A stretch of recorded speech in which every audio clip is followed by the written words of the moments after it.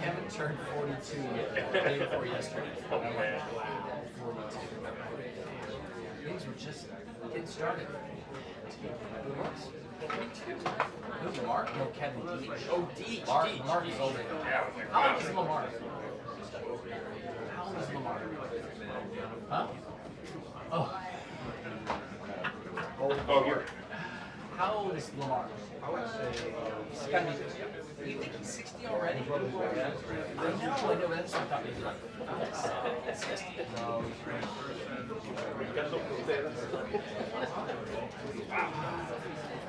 okay.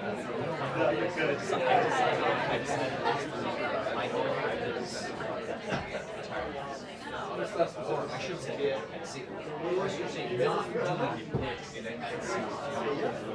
I'm not going to do that. I'm going to be a solid line. This will not, I will not be crawling around in the well at 60 years old. I will not be dealing with, I'm not going to be dealing with Boyle at 60 years old, because you know he'll still be here.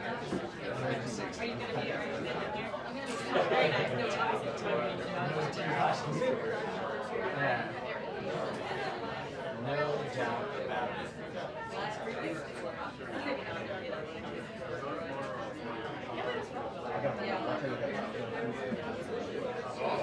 So smart. So smart. Do they? Do you need a business booster? Yeah, college. I didn't take a break in like 50. Yeah, that's 68. You see that they're going to recommend that people no longer do MMR? Really? Yeah, MMR.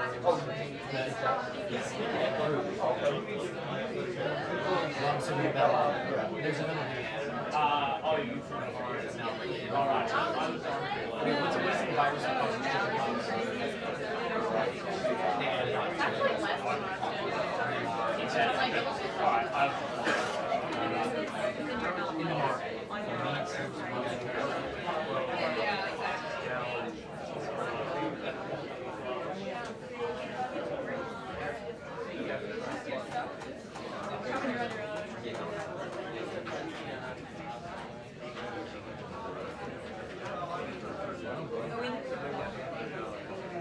Would you get a pot belly? Just sit on the ground. Would you get a pot belly?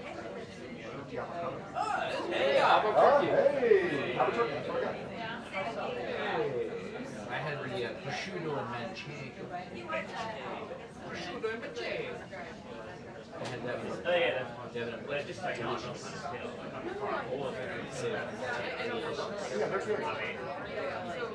know what that's like. I don't either. I'm not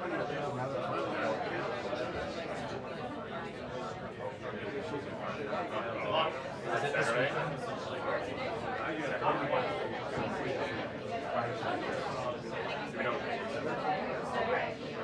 She's not leaving the house.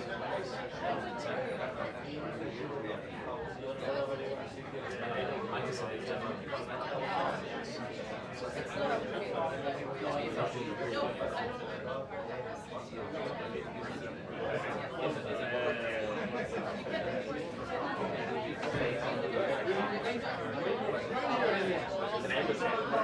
Well, theocracy is any indication of faith.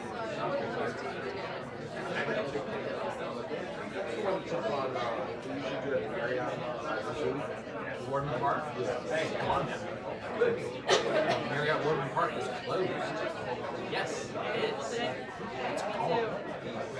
Oh, It's now not the condos. big building.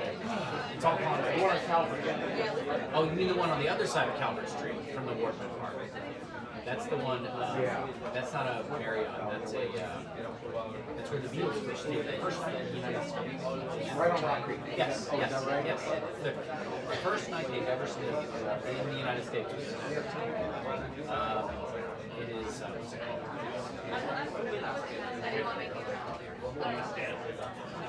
You're looking for March. Yes, that hotel is a good one. They have a display of, you go and cover anything there. Go into the hallway on the right? And they have a display in there about the Beatles thing. That was the same day that Dennis Brock photographed them. They went off the plane at National Airport.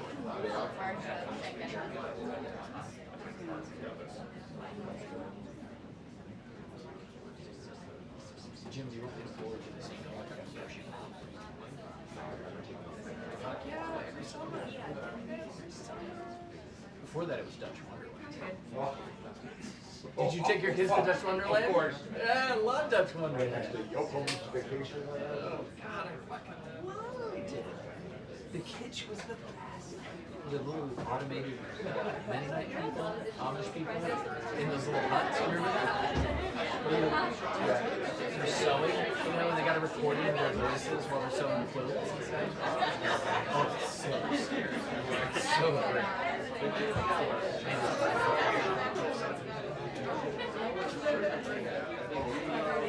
Yeah,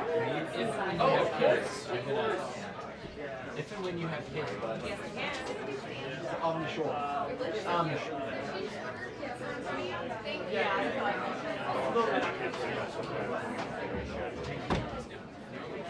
Yeah,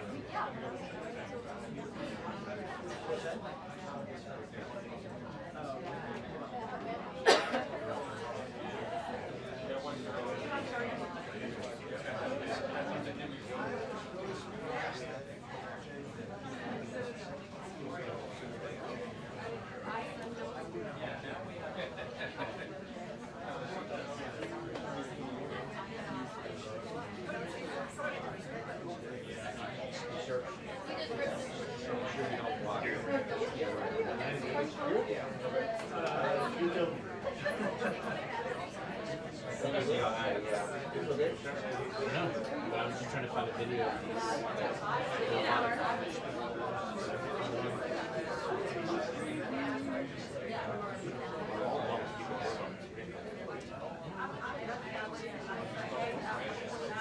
So they go into these huts, and inside the hut, large,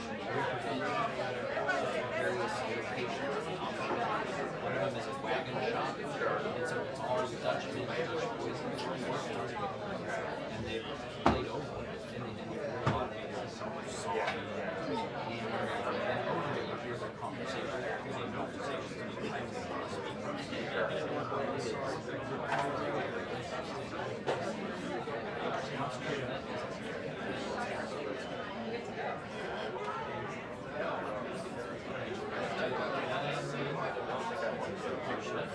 Oh, here it is. Oh my God, that's terrible.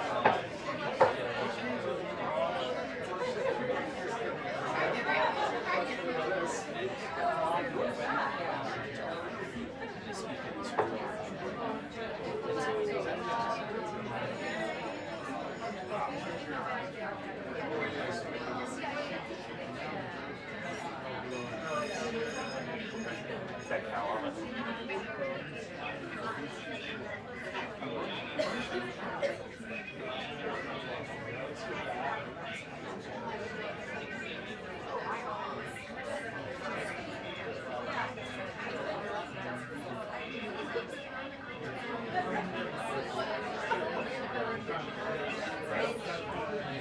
Yeah, it was.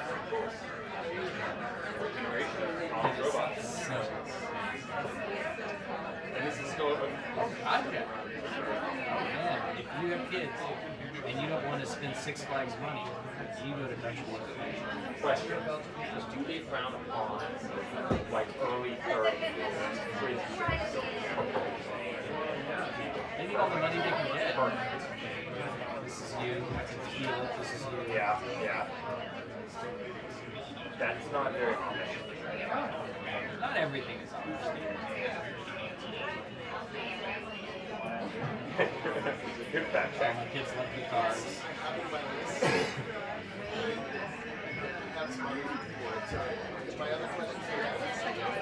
We've added some things since I did it. That's all.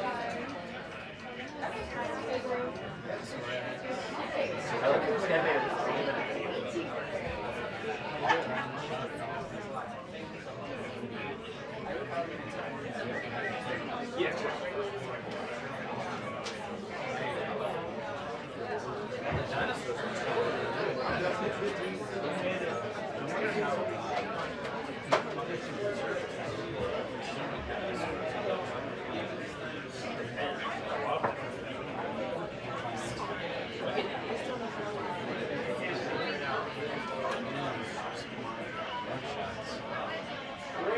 She's coming out right at 1, you think? Swanee! She's coming out right at 1, you think? Okay. You're so nervous.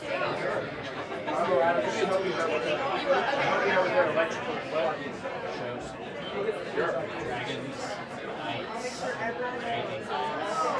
Driving night. wet knights.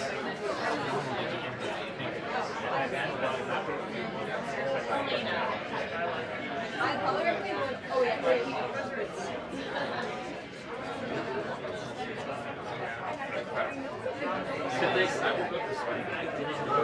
My life was so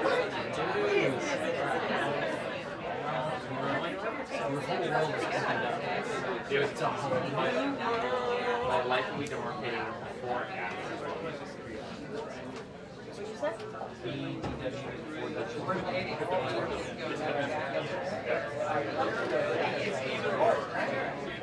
Animal? Raised by wolves? Not from the outside.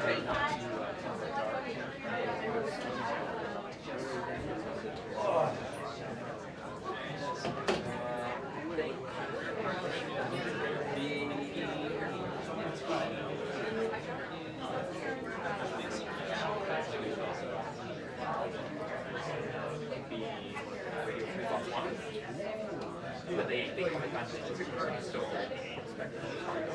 Doesn't matter. Doesn't matter. We're reaching new voters all the time.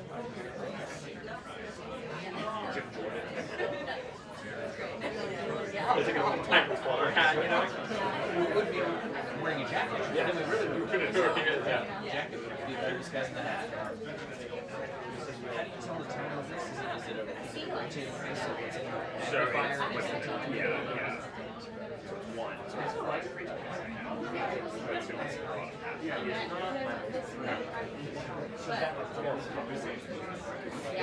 it's quite difficult to Like Dutch Wonder. now. It is a conversation. I can read this because it is almost exactly one, and it's right now. I'm trying to read this thing the time the essence of that exact. In between. Yeah, because if you can see the letter. But you're not given a preview. So you can get a ballpark. Yeah, you can. You're not going to launch the line. But you know, there's no like. Oh, there's no like. Yeah, it's like Wi-Fi. Yes, it actually stays. Yeah, it doesn't actually stay. I had another watch that was similar to the class. Fall off all the time. And I wasn't that concerned about it when I was on a big department trip. And I like did this. And it flew off my wrist at the secretary. And the TS agent pulled me aside. I was like, maybe we're going to wear that for the rest of the trip. That's crazy. Yeah, I felt really bad about it. Is that on video? It's got to be on video. They were there. So I was rolling out. I think it was before Jamaica. And we brought it to the room too early.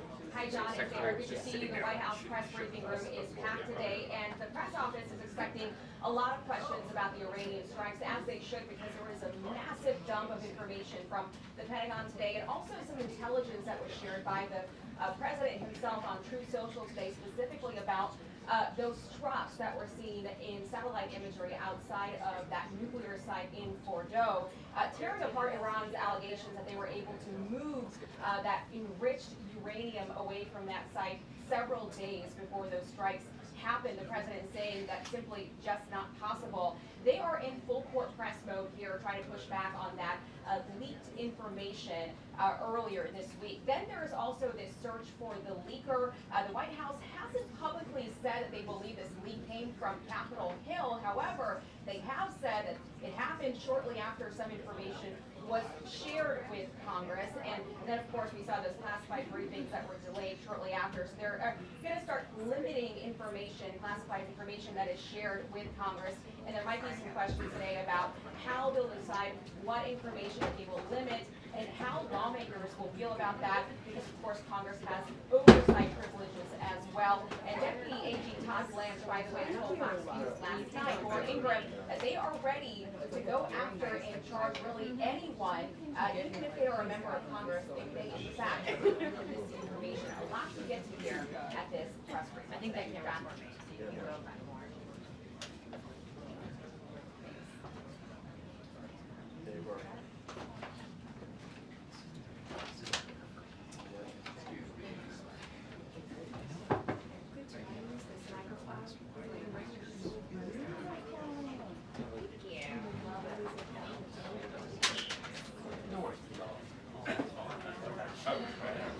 That's the best one yet.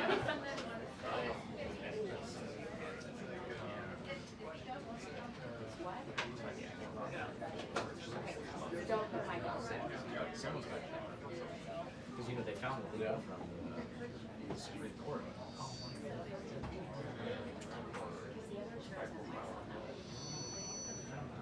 Isn't that weird?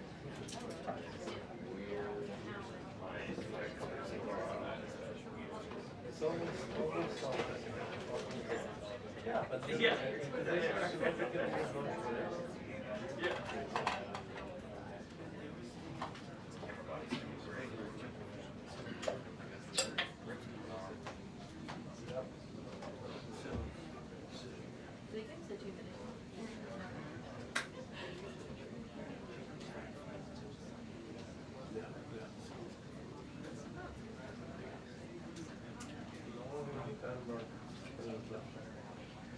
Ready for the briefing. Take care, man.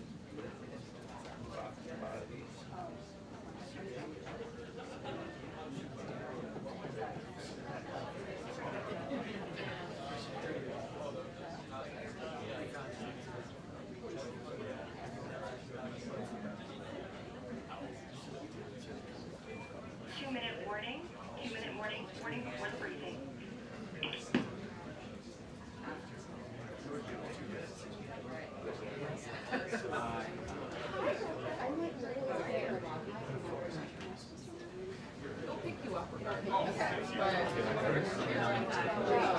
There you go.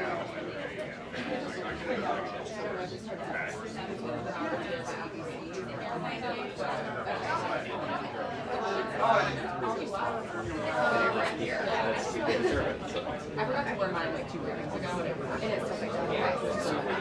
I feel like most people don't wear one. Crowd, you don't know what's coming. I want to see these models Flying everywhere. Shit.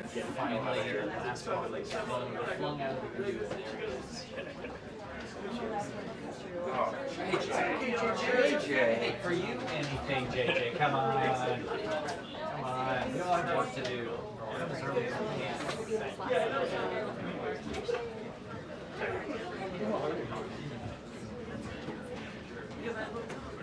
Colin, congratulations. Let me get to see you. Good to see you.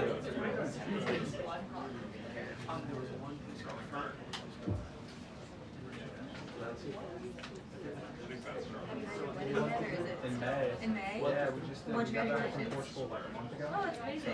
Promise to go on. Awesome. So great. Yeah. You're doing a great. Yeah, so thank you. It's good. Yeah, it's been good. It's been good.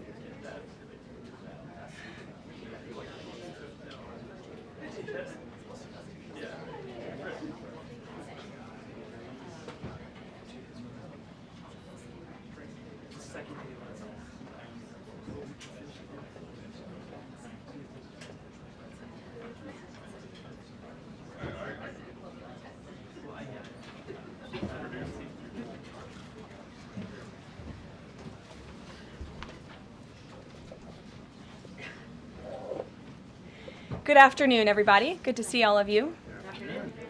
With President Trump as commander-in-chief, the world is a much safer place. After decades in which past presidents coddled and enabled the world's leading state sponsor of terrorism, President Trump finally ended the immediate threat of a nuclear Iranian regime.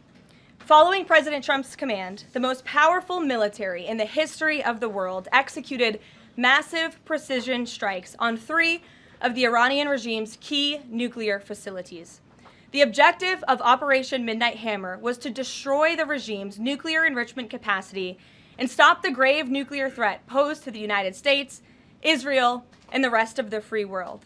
The mission, which will go down in the history books, was an overwhelming success. Secretary of Defense Pete Hegseth and the chairman of the Joint Chiefs of Staff Dan Raisin Kane covered the operation in great detail at their briefing this morning at the Pentagon, and I encourage every American to watch it. As President Trump has said repeatedly, the United States of America has the greatest, fiercest, and bravest armed forces ever to stride the face of this earth, and we couldn't be more grateful and proud of our nation's warriors.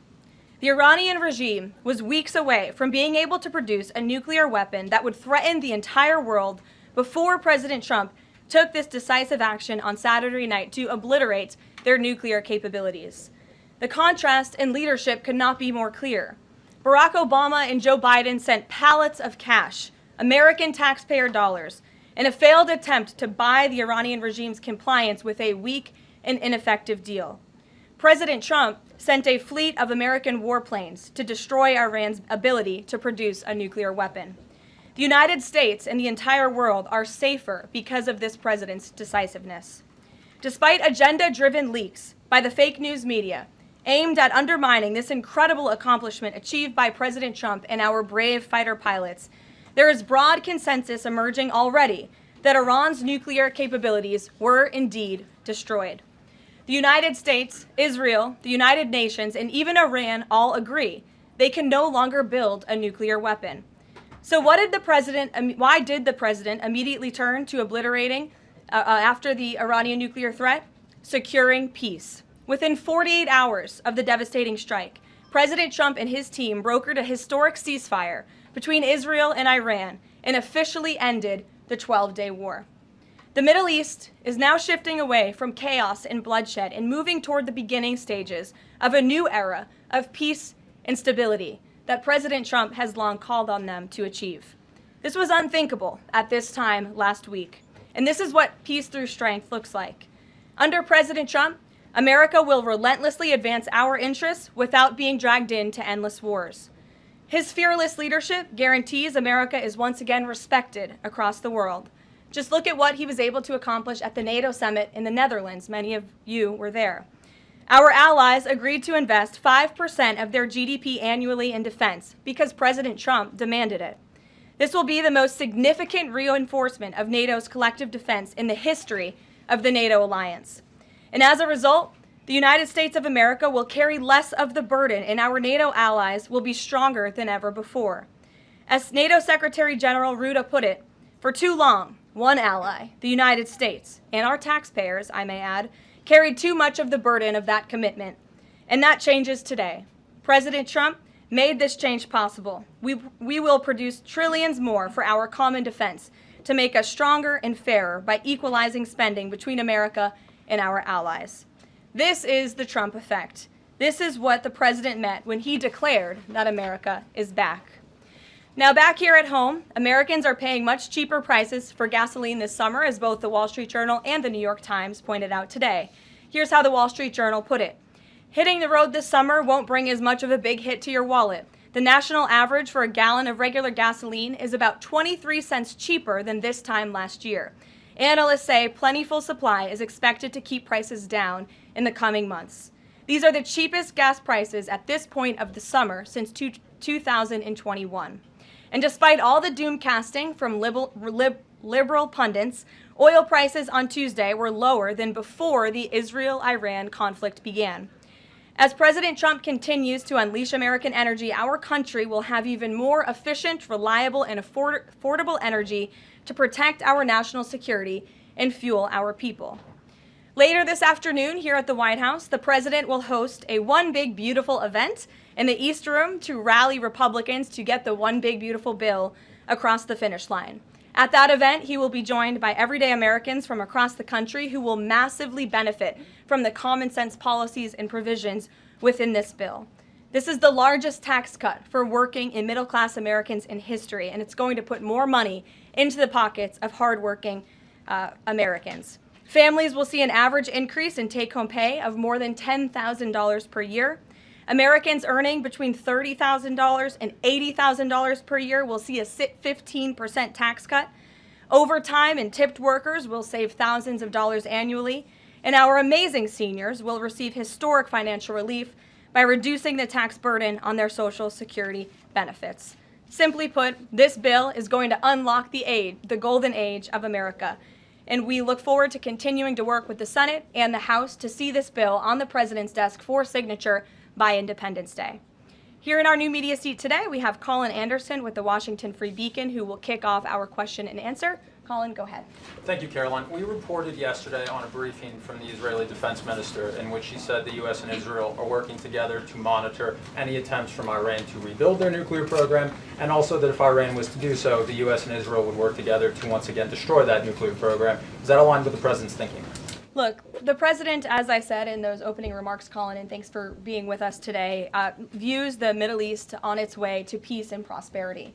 And the president used strength on Saturday night. The whole world saw that the United States is indeed the most lethal fighting force in the world with those precision strikes on Saturday evening. But the president wants peace. He always has. And right now we're on a diplomatic path with Iran. The president and his team, namely Special Envoy Witkoff, continue to be in communication with the Iranians and especially our Gulf and Arab partners in the region to come to an agreement with Iran. As for our alliance with the State of Israel and that friendship and that partnership between the United States and the State of Israel, I would argue it has never been stronger. And we see a new era in which perhaps some of these Gulf and Arab states can sign on to the Abraham Accords. That was one of the president's most signature accomplishments in his first term, and he'd like to see more of those countries sign on in this second term. And so we look forward to sustaining a long and durable peace in the region, and the president wants to do that through a diplomatic solution. But as he proved on Saturday night, he's not afraid to use strength if we need to do it. Gabe. Thanks, Karoline. The president mentioned in a Truth Social post that no enriched uranium was moved from Fordow. What about the other two sites, Isfahan and Natanz, and how can the president be so sure that no uranium was moved? Well, what I can assure you is that the United States and our intelligence agencies and Director Ratcliffe and the President's entire national security team were obviously watching these sites very closely in the weeks and the days leading up to the attack on Saturday, which I will add was one of the most secretive and successful operations in United States history. I think many of you in this room would agree with that because none of you in this room knew about the strike on Saturday until it took place. So we were watching closely, and there was no indication to the United States that any of that enriched uranium was moved prior to the strike. From any of the sites? Correct. And then one more thing, Caroline. Next week, the president mentioned that there would be talks with Iran. Didn't mention any details, and Iran has not confirmed them. Can you share any details about any potential talks next week? We don't have anything scheduled as of now, but I spoke to our Special Envoy Witkoff at length this morning, and I can assure all of you we continue to be in close communication with the Iranians and through our intermediaries as well, namely the Qataris, who have been an incredible ally and partner throughout this entire effort. And as I said, this administration is always focused on diplomacy and peace, and we want to ensure we can get to a place where Iran agrees to a non-enrichment civil nuclear program. And there are many other requests that the United States has. Those details continue to really, they're just starting. Of course, the operation was just on Saturday night, but we are in touch. And if there is a meeting, we will let you know as we always do. Brian. Thank you, Caroline. It's two, one on trade. On the July deadlines coming up for the trade deals, is that deadline still hard and fast for the president, or is he now considering even coming to trade deals after that deadline, and where is he on that going forward? I think the president has been asked this quite a few times by many of you in the media. I've heard him answer it at press conferences and at gaggles. He just spoke about it on Air Force One. The deadline is not critical. The president can simply provide these countries with a deal if they refuse to make us one by the deadline, and that means the president can pick a reciprocal tariff rate that he believes is advantageous for the United States and for the American worker, and he will continue to do that. But as for the deals, our United States Trade Ambassador, Jameson Greer, I speak to him frequently. He's working very hard, and he has had very good and productive discussions with many of our key trading partners. And on the One Big Beautiful Bill, there's conversations on the Hill right now about the Medicaid cuts.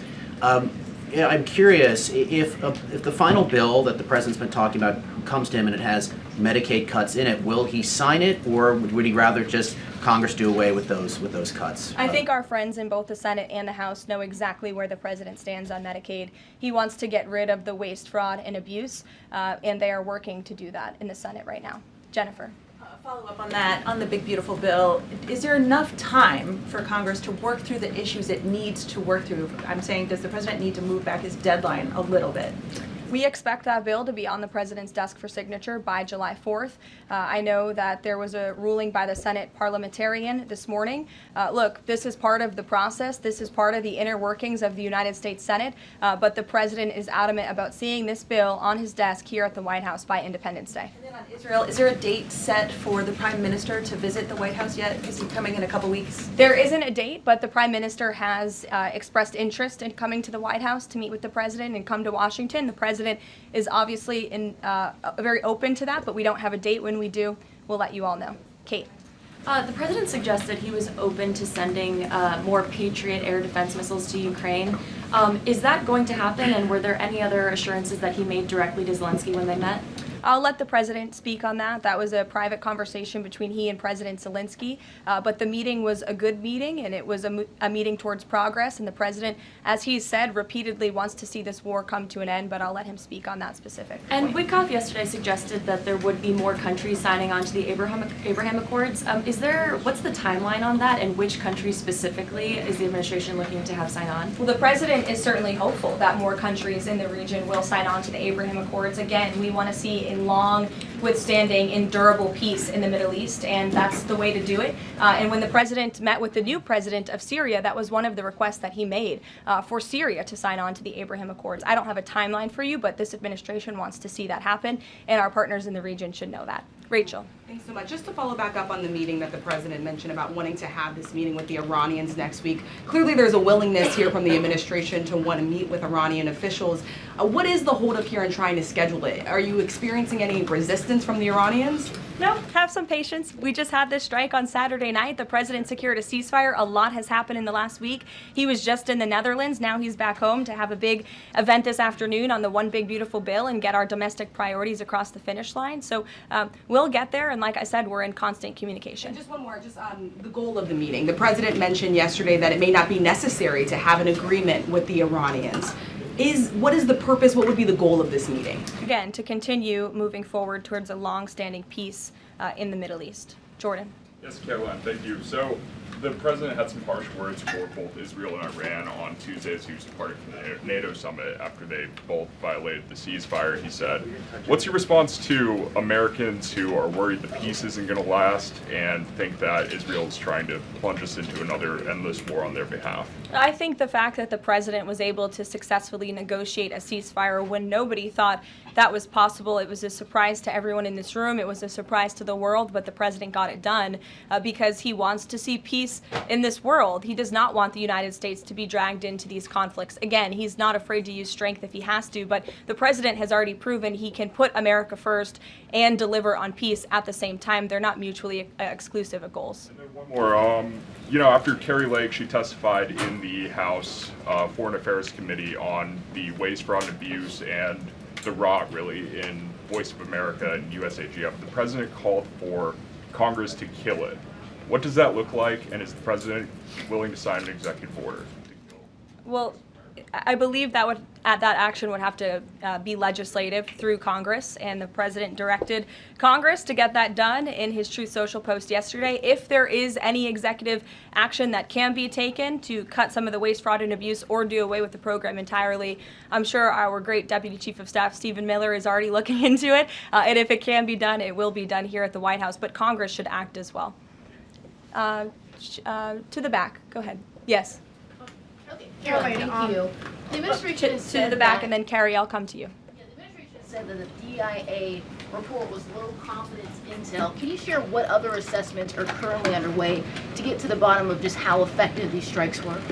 Yes. Well, I can assure you what the CIA director said, that when we look at the entirety of the intelligence that we have to this date, it concludes that these strikes on the Iranian nuclear facilities were absolutely successful. It was a total obliteration, as the president said, and not only does our own intelligence say that, but also the Iranian foreign minister has said that.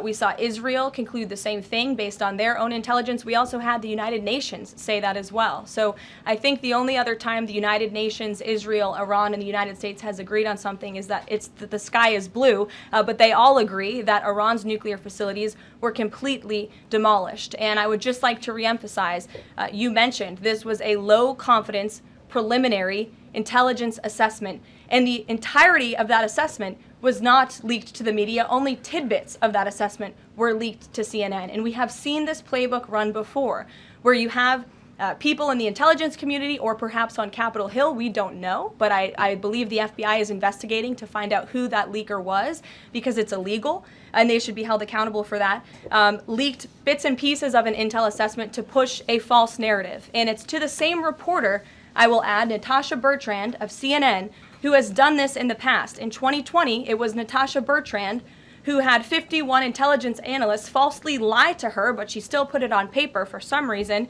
that the Hunter Biden laptop story was Russian disinformation. We all know that's not true, right? We can all agree on that now. That was a lie from the intelligence community. Also in 2020, this same reporter, Natasha Bertrand, wrote that a top intel agency ruled out the man-made lab leak theory of the coronavirus origins. Again, the president was right about that. This reporter wrote a lie from the intelligence community to seek a narrative she wanted to prove, and guess what? We now know that's the truth. Also, in 2024, Bertrand pushed the suckers and losers hoax. She also pushed the fine people hoax, which was taking the president's words purposely out of context. And then last October, and I believe this is notable, Natasha Bertrand published an article in Politico from the intelligence agency. She said that John Ratcliffe was speaking without any evidence when he said Iran was attempting to undermine President Trump's presidential campaign. And then we, of course, found out that was absolutely true. In fact, the Biden administration declassed an intel report which said they had high confidence that Iran had done exactly what Ratcliffe alleged. They did run an influence campaign to hurt President Trump's candidacy. In fact, we know the Iranians tried to take President Trump's life. And so this is a reporter who has been unfortunately used by people who dislike Donald Trump in this government to push fake and false narratives. She should be ashamed of herself. And that's not what reporting is. Journalism is trying to find the facts and the truth. And this week we saw this same reporter being used to push a fake narrative to try to undermine the President of the United States, and more importantly, the brave fighter pilots who conducted one of the most successful operations in United States history. And I think the American people fully know that this operation was a complete and total success. Elizabeth. Thank you, Caroline. The Miami Herald recently published a story saying the Trump administration was targeting migrant foster children. The Trump administration has denounced this as false. Could you clarify the Trump administration's position on protecting migrant children, particularly the 300,000 lost under the Biden administration? Yes, I saw that Miami Herald article yesterday, and I was aghast at the headline. It's egregious to accuse this administration of trying to target foster children. That is not at all what is happening at the Department of Homeland Security. And I learned that the Department of Homeland Security actually tried to work in good faith with this reporter to get this story right, to explain that this administration is trying to protect foster children. We are trying to keep children out of harm's way, even if that means their parents are not law-abiding citizens. We want to protect children, unlike the previous administration, which allowed children to be trafficked and raped, and in some cases killed because of the open border policies. Unfortunately, the Miami Herald just completely degraded themselves with this report, despite having a full list of facts from the Department of Homeland Security. It's another example of fake news. And the May border numbers speak for themselves. Not a single illegal alien was allowed into this country because of this administration's border policies in the month of May. That means not a single child was allowed into this country, possibly with human smugglers or human traffickers. And we know that was happening at the rate of thousands and thousands of children every single month in the previous administration for 4 years. And you didn't see any reporting of that from the Miami Herald, but now they're trying to accuse this administration. And we tried to give them the facts, and they refused to report them. So thank you for bringing that report to light. Aisha. Good to see you again. You too. I know you're looking for You're this. usually on the Hill. I know, I'm here today. I know you're looking for this leaker. Is it your belief, I know you said earlier you're not sure if it's on Capitol Hill or at the Pentagon, but is it your belief that it might be in Capitol Hill, and how confident are you that you'll find this leaker? Well, I'm not personally looking for the leaker. The FBI is looking for the leaker, so you'll have to ask them in the Department of Justice in terms of this investigation. But leaking top secret classified intelligence is a crime, and people need to be held accountable for that crime. Can I just ask you about how you're going to be limiting intel to Congress? What would you say to lawmakers who say they have oversight privileges, they need this information? This administration wants to ensure that classified intelligence is not ending up in irresponsible hands, and that people who have the privilege of viewing this top secret classified information are being responsible with it. And unfortunately, clearly, someone who had their hands on this, and it was a very few people, few number of people in our government who saw this report, that person was irresponsible with it, and we need to get to the bottom of it, and we need to strengthen that process to protect our national security and protect the American public. Mary Margaret, go ahead. Thank you, Caroline. Sure. You just laid out a lot of different stories about disinformation that Natasha, excuse me, that Natasha Bertrand had pushed during her time at Politico and at CNN. Why would any member of the Trump administration leak anything to her? Well, again, as I just said, we're investigating who that leaker was. It could have been someone in the intelligence community, or it could have been someone on Capitol Hill who had access to this document. The FBI is searching for that person. Go ahead. Thanks, Caroline. The president was obviously... clearly it was done to undermine the president, to answer your question. And I'm sorry, I really wanted to follow up on that really quickly. Before the strikes on Iran, we saw a number of other leaks about Tulsi Gabbard, the Vice President Vance. Is there an effort to divide the president's team when it comes to these leaks and which reporters they choose?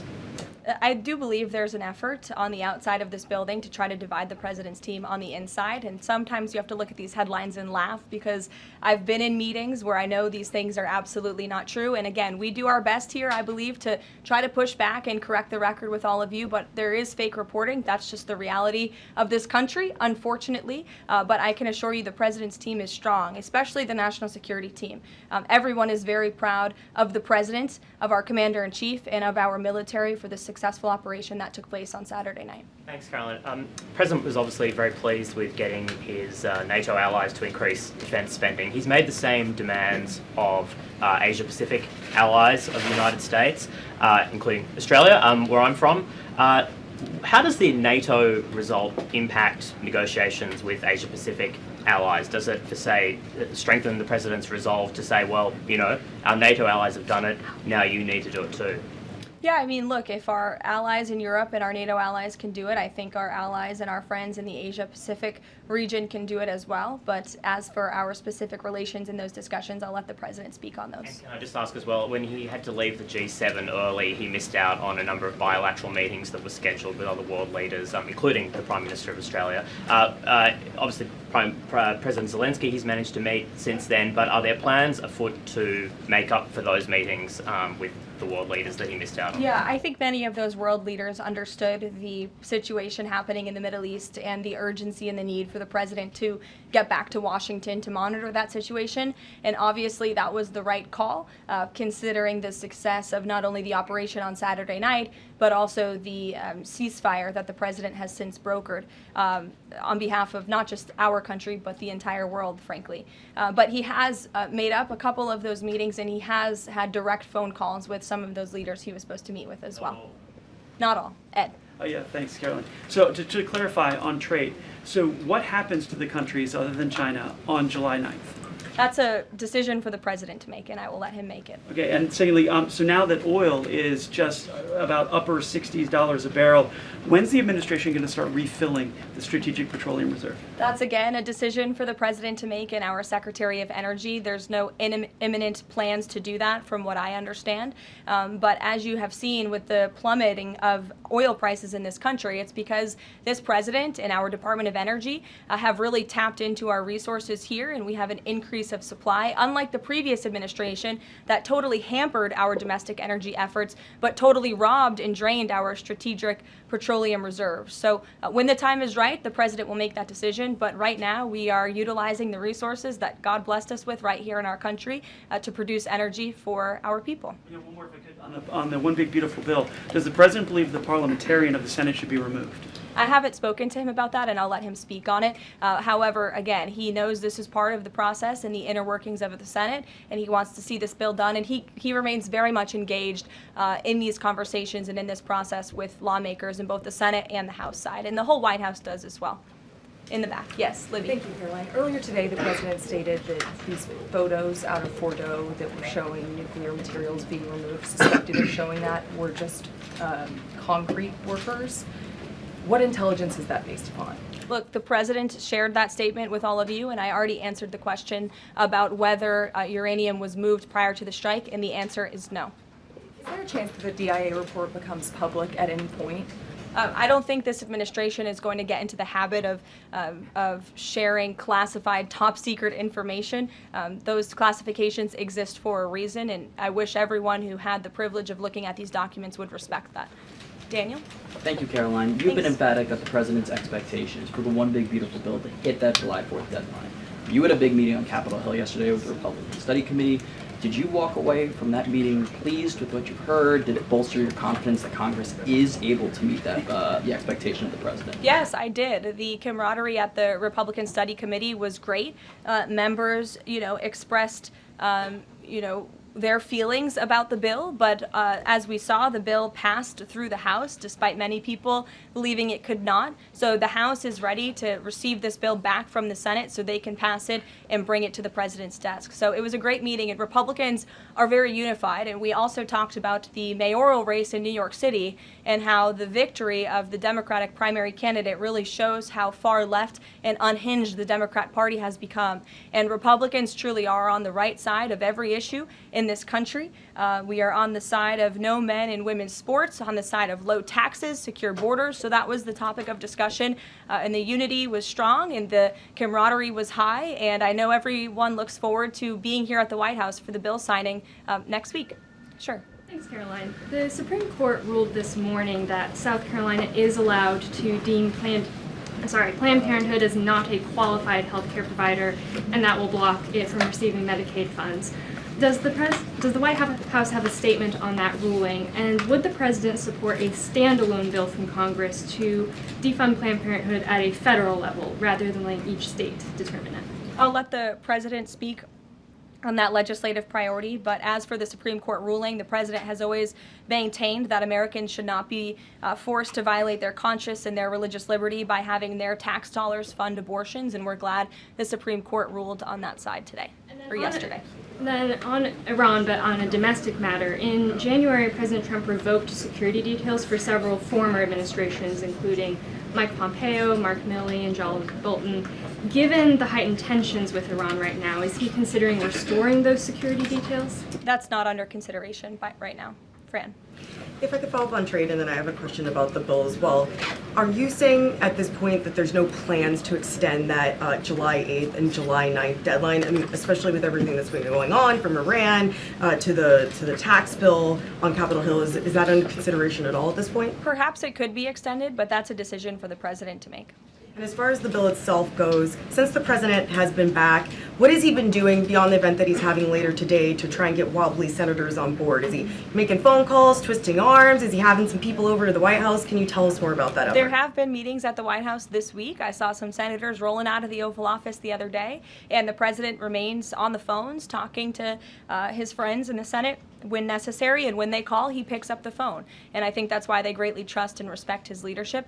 And we're having that big event later this afternoon at 4 o'clock. I would encourage you all to tune in. We're going to have some great everyday Americans who are in attendance. We'll have some tipped delivery drivers. I think we're going to have a barber from the great state of Arkansas here in attendance. We're going to have some law enforcement officers, some Border Patrol agents, and Tom Homan will be speaking as well. So the point of this event is to show the American people how this bill works for them and how there are provisions in this bill that will change their lives. Can you tell us which senators you saw rolling out of the Oval Office? I'll let the president speak on that if he wish. I don't share details about his private meetings without his permission. Emily, go ahead. Today, the Justice Department announced it was opening an investigation into employment discrimination at the University of California, alleging they had race and sex-based quotas. Federal law bars hiring somebody based on their race or sex, but do you also object to universities working harder to make sure they have a diverse group of candidates to consider? And do you expect more investigations like this from DOJ? I have not seen that investigation from the Department of Justice, but I can certainly check in. What I can tell you, it's the position of this president that we want to restore a merit-based society and culture in the United States of America where people are not hired nor are they promoted based on their color of their skin or their gender. The president wants people to be hired in the workforce because of their merit and their skill, and I think most Americans agree with that. I'll take one more. Carrie, because I promised you earlier. So the Ayatollah Khomeini came out and said that Iran will, quote, never surrender to the U.S. That being said, what remains to do with the possible responses from Iranian proxies in the region and even in the U.S.? Look, we saw the Ayatollah's video, and when you have a totalitarian regime, you have to save face. I think any common sense, open-minded person knows the truth about the precision strikes on Saturday night. They were wildly successful, and it's what led to the ceasefire agreement between Israel and Iran, which the president is very grateful for. And the United States of America remains prepared to defend our assets and our personnel in the region. And again, I would just emphasize the success of the strike that took place on Saturday night, and the world is a safer place because of it. Thanks, guys, for coming today, and you'll see the president at 4 o'clock. Thanks.